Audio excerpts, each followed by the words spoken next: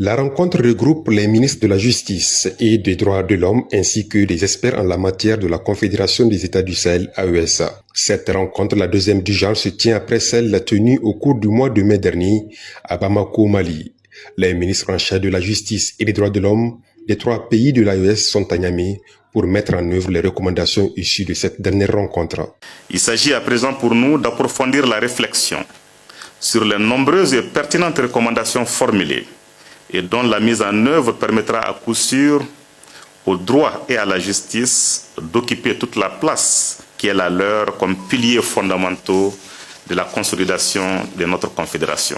Pour le ministre burkinabé de la Justice, des Droits humains chargé des relations avec les institutions garde des Sceaux, Rodrigue Bayala, la question des droits de l'homme doit être prise en toute responsabilité. L'Afrique et l'AIS ne doivent plus se laisser ni enseigner ni compter l'histoire des droits de l'homme depuis la charte de Kouragan-Fougan, aussi appelée charte de Mandé, proclamée depuis 1236 par Soundiata Keïta. Après Ouagadougou, Bamako, la rencontre de Niamey, capitale de la République du Niger,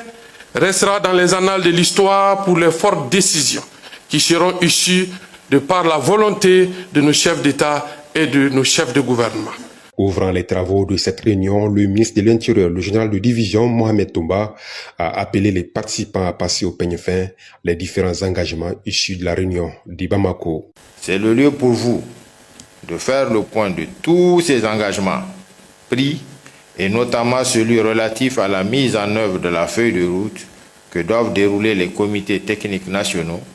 de suivi en vue de donner effet aux 10 engagements et faire avancer notre confédération sur les chantiers de l'intégration judiciaire et juridique. C'est dire que ces sujets que vous aurez à aborder sont d'une importance capitale pour notre confédération et vous invite à les discuter sans tabou pour que triomphent les idéaux de la confédération.